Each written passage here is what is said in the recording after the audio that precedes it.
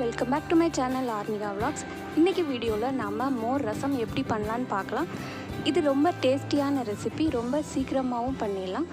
இப்போ வாங்க இது எப்படி பண்ணலான்னு பார்க்கலாம்.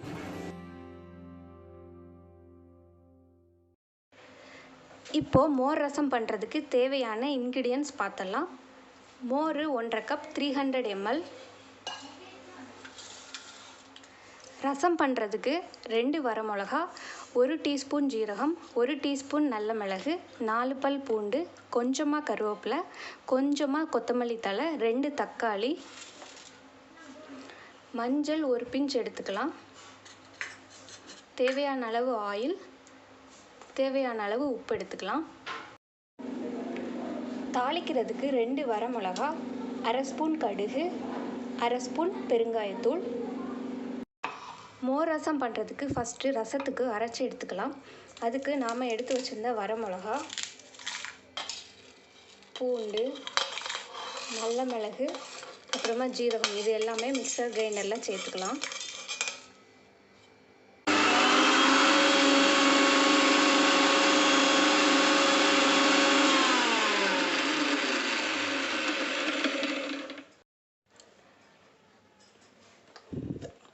இந்த அளவுக்கு கொரகொரப்பாக இருந்தால் போதும். இப்போது ஒரு வெசல் எடுத்துகிட்டு அதில் நாம் எடுத்து வச்சுருக்கிற மோரை ஊற்றிக்கலாம்.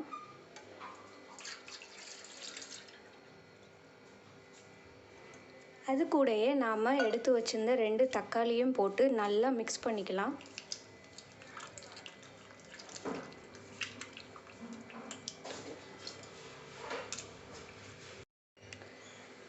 தக்காளியை இந்த அளவுக்கு மசித்ததுக்கு அப்புறமா நாம் கிரைண்ட் பண்ணி வச்சுருந்த மசாலாவை அது கூட ஆட் பண்ணிக்கலாம்.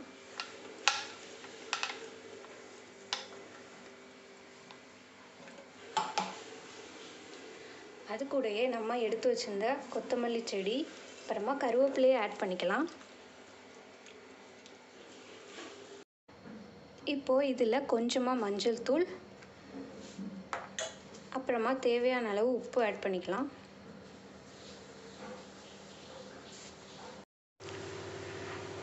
அப்புறமா உப்பு புளிப்பு பார்த்துட்டு அதுக்கு ஏற்ற மாதிரி தண்ணி ஆட் பண்ணிக்கோங்க. நான் 1 டம்ளர் தண்ணி ஆட் பண்ணிக்கிறேன். இப்போது ஸ்டவ்வில் கடாய் வச்சுட்டு அதில் நாம் ரெடி பண்ணி வச்சுக்கிற மோர் ரசத்தை ஆட் பண்ணிக்கலாம்.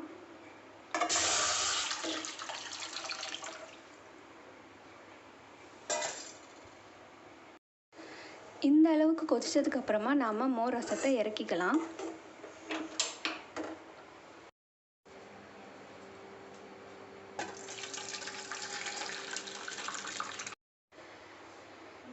இப்போது கடாய் வச்சுட்டு அது ஹீட் ஆனதுக்கப்புறமா கொஞ்சமாக ஆயில் சேர்த்துக்கலாம்.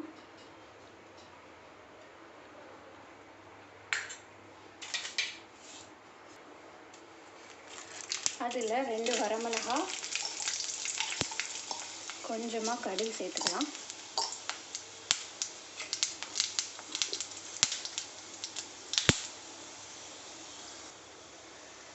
கடுகு வெடித்ததுக்கப்புறமா எடுத்து வச்சுருந்த பெருங்காயத்தூளையும் சேர்த்துக்கலாம்.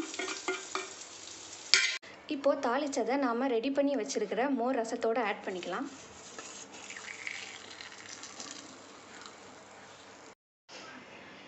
இப்போது டேஸ்டியான மோர் ரசம் ரெடி ஆயிடுச்சு. நீங்களும் உங்கள் வீட்டில் ட்ரை பண்ணி பார்த்துட்டு எப்படி இருக்குன்னு கமெண்டில் சொல்லுங்கள். தேங்க்யூ ஃபார் வாட்சிங்.